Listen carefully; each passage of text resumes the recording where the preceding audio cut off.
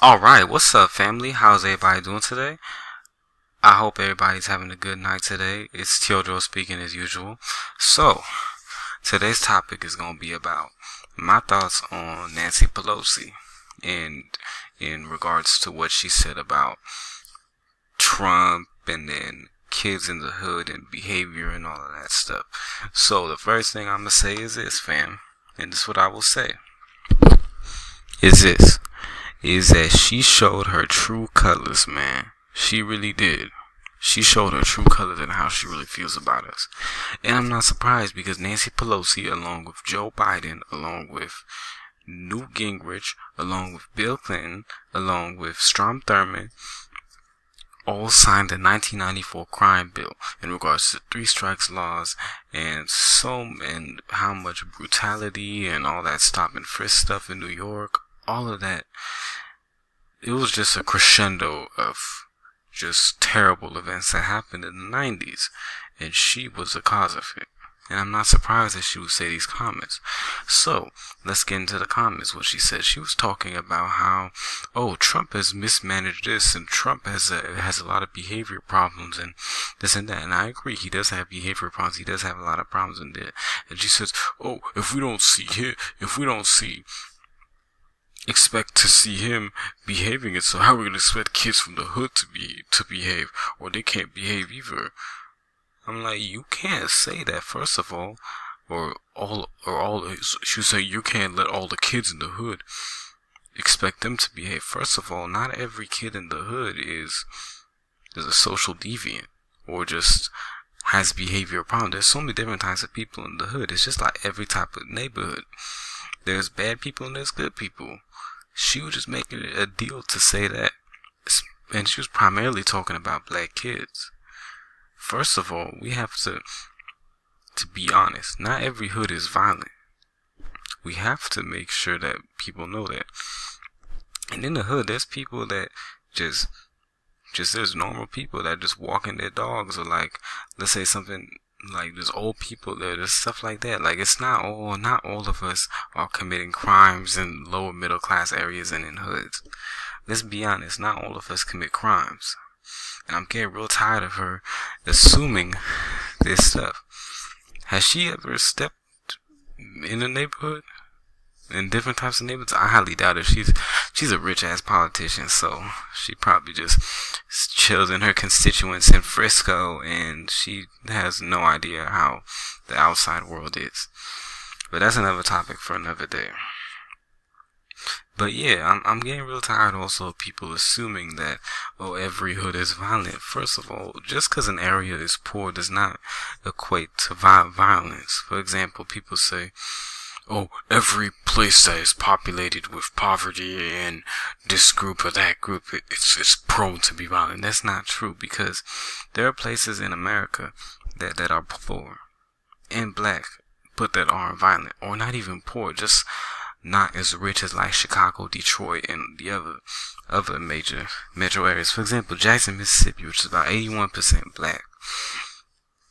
It is not a rich city, but it's not violent. If that's the case, then it would have been the most violent city in America. But it's not. It's relatively peaceful, which is good. Thank God it's peaceful. Like, I'm happy it's peaceful. But just because there's a difference between correlation and causation. People have to understand that.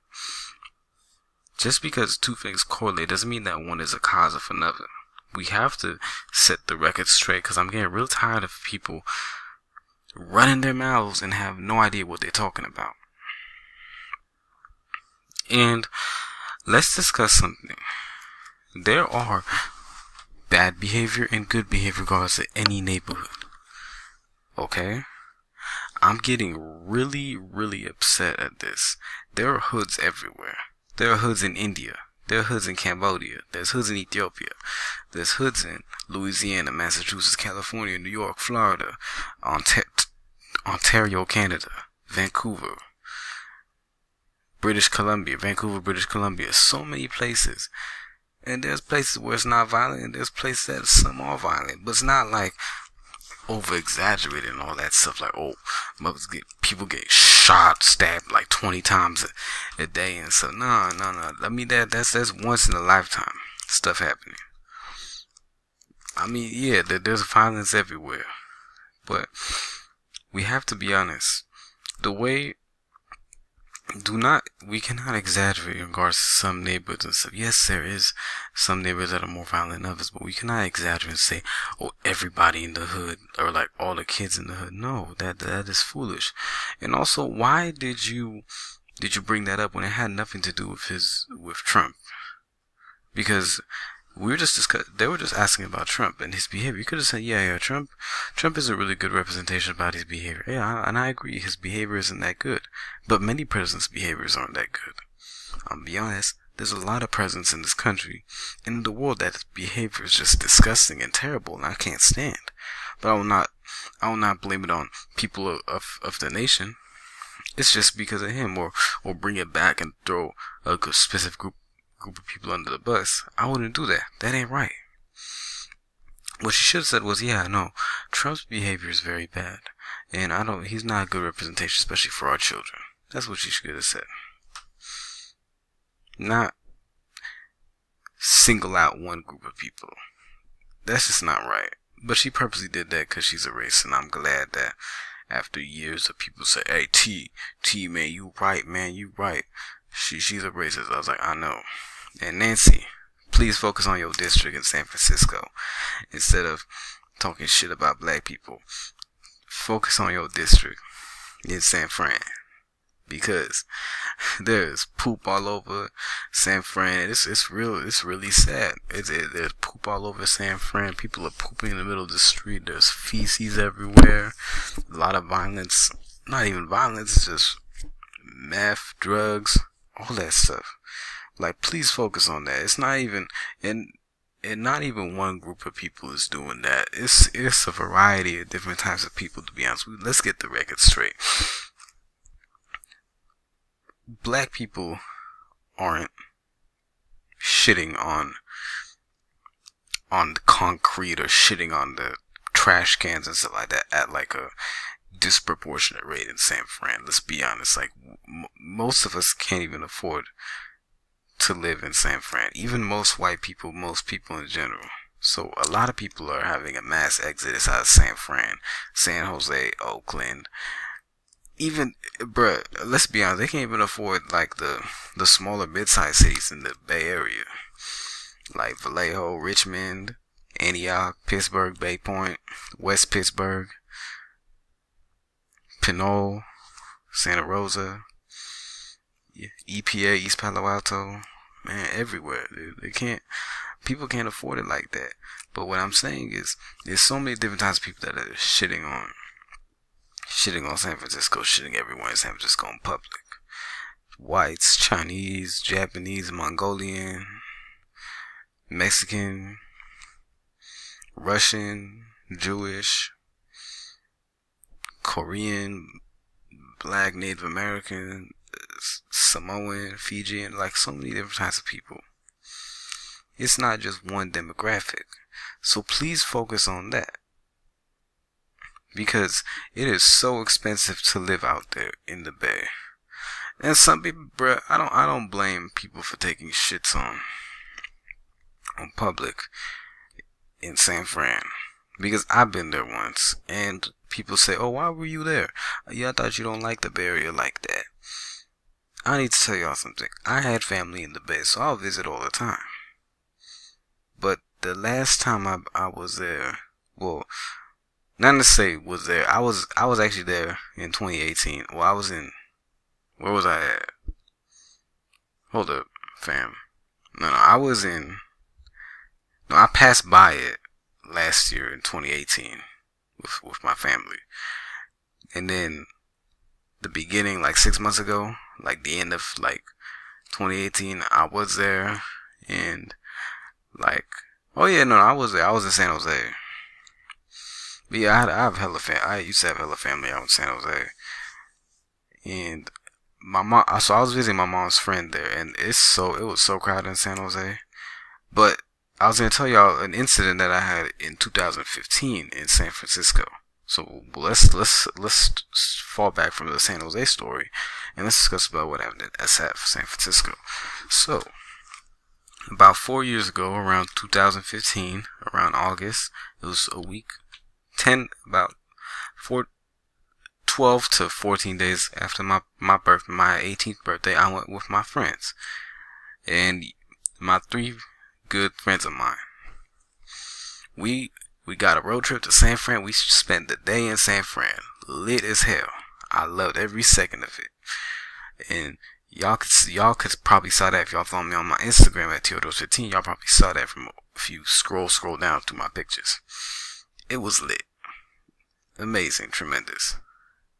I had a tremendous, amazing time. But what happened was this, in regards to San Fran,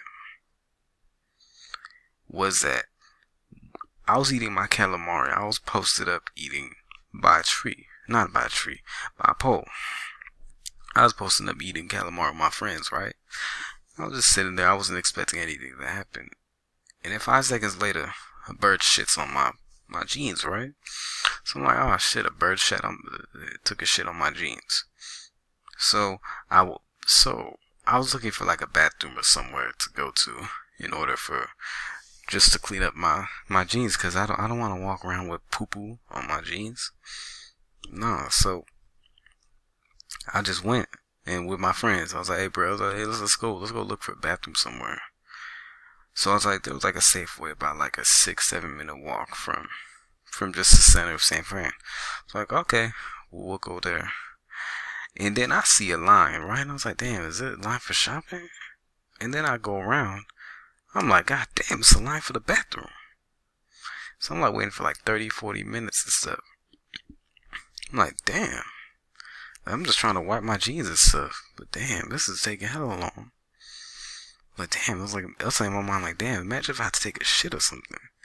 That's why I don't blame some people for taking poops on the street. Cause it's like, it's so inconvenient. It's like one stall for like 40 people. Like, of course you're gonna have problems, man.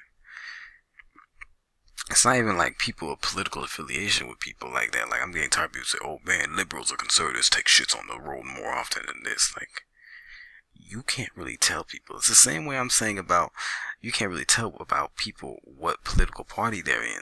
Like, while they're taking shits, fam. It's the same way about the shoot in Virginia.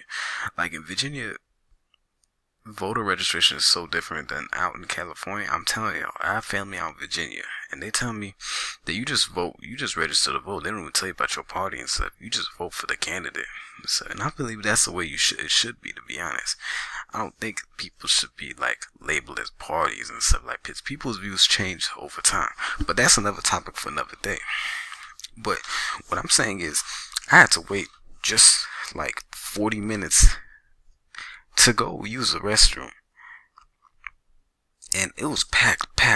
Like, people were just bumping into me, bumping into each other and stuff. It was bad. Bumped into my friends. It was bad. Like, it was terrible, man. And some people say, oh, Teodros, well, when people move out of the Bay or LA or San Diego or Chicago Metro or NYC Metro or Detroit area, they just do the same shit when they go to cities like Sacramento, Cleveland, Stockton, and stuff like that. Well, okay, first of all, I understand about the frying pan effect, and in regards to frying pan effect is that the frying pan effect happens when you just go from one frying pan to another without no plans. You have to have a specific plan of what you do when you move to a new city from an expensive ass place. Okay, I'm good at construction. Okay, I'm good at economics. Okay, I'm doing this, my trucking company. Or, okay, I got my economics degree or something. You have to have a plan. And I'm sorry if I have bad examples, but you need to have a plan, like a 10-point plan of what exactly to do and what not to do when you move to a new city. Learn from your mistakes and get on with your life, because you need to have a plan when you move. Don't do the same shit when you go to new cities and stuff. Otherwise, it'll be a waste of time. Anyways, family, that's all I have for today. I'm gonna do new videos soon. Have a good one. God bless y'all, and have a good one. Alright, and hit 15 minutes. Alright, God bless y'all. Bye.